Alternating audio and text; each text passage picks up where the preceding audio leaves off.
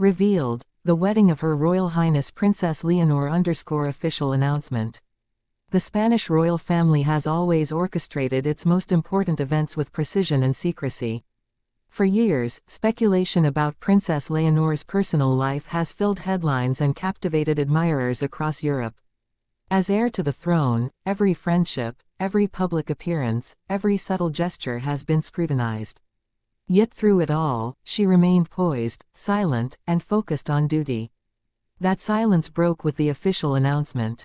The wedding of Her Royal Highness Princess Leonor has been revealed, sending a wave of excitement and shock throughout Spain and beyond. Reporters outside the palace gates struggled to keep pace with the breaking news.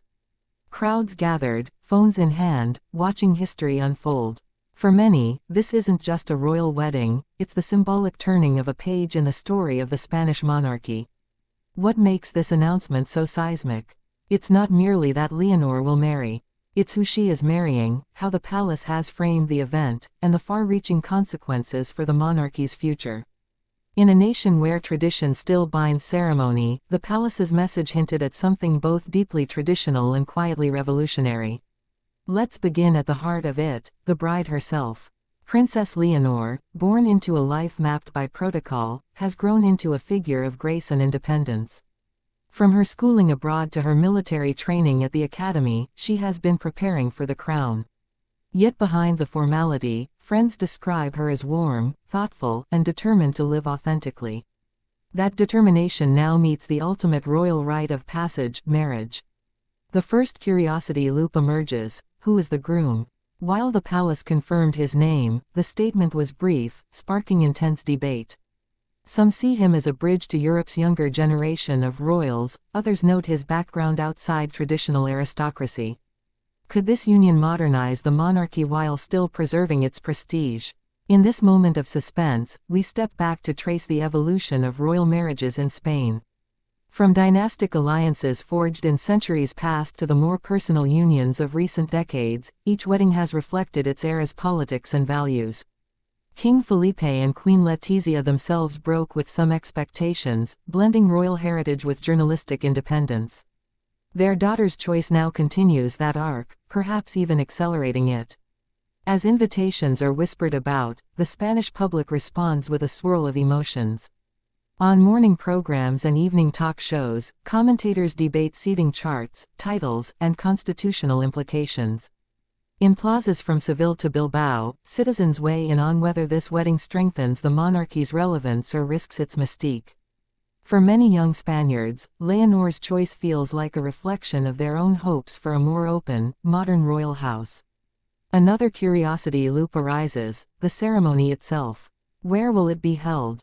Will it mirror the grand cathedral weddings of the past, or break precedent with a more intimate venue?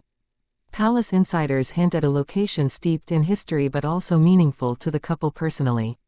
This duality, public duty and private sentiment, has become the signature of Leonor's approach.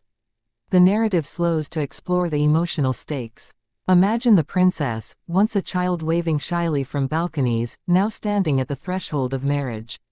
For her parents, it's both a proud and anxious moment. King Felipe sees not just his daughter's happiness but the stability of the crown. Queen Letizia, ever protective, weighs the demands of monarchy against a mother's wish for her child's freedom. Their conversations, behind closed doors, must be filled with both joy and gravity. We return to the official announcement. The statement spoke of unity, continuity, and love, words chosen carefully to reassure the public and signal a new chapter. Yet between the lines lay subtle signals of change. No mention was made of rigid titles for the future spouse. No fixed date for coronation rituals tied to the wedding. Instead, an emphasis on partnership and service. Another loop forms: international reaction. Across Europe, royal watchers compare Leonor's path with that of her contemporaries. In Denmark, where the crown prince's own wedding once redefined tradition, newspapers draw parallels. In Britain, commentators note how Leonor's openness contrasts with past royal reticence. Could this be the beginning of a pan-European model of royalty that blends heritage with humanity? The story quickens as preparations begin. Designers submit sketches of gowns worthy of a future queen. Florists whisper about symbolic arrangements. Security teams plan the movement of dignitaries and heads of state. Each detail tells a story about Spain's image to the world. Will the dress nod to history with Spanish lace and embroidery, or reflect a modern, minimalist aesthetic? These questions keep the public enthralled, feeding anticipation. We slow again to examine the couple's relationship. Friends describe a bond built on shared service projects and a quiet mutual respect. They met not in a courtly setting but in a context of education and civic engagement, an origin story far removed from arranged unions of old. This narrative of love born in authenticity rather than protocol resonates with a generation skeptical of ceremony for ceremony's sake. Yet, as with all royal unions, tension lingers. Political factions speculate on whether the marriage could affect succession laws, regional allegiances, or public funding of royal events. The palace maintains silence, letting speculation swirl but controlling the core message: this is a wedding grounded in love and duty, not politics. As the wedding day approaches, Spain enters a period of collective anticipation. Cities prepare watch parties. Television networks plan wall-to-wall coverage. For a brief moment, political disagreements and economic worries recede, replaced by fascination with a young woman's life story reaching a new milestone. The final curiosity loop resolves. What does this marriage mean for the future of the monarchy?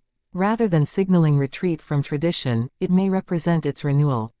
By choosing a partner and a ceremony that balance heritage with modernity, Princess Leonor could strengthen the institution she is destined to lead.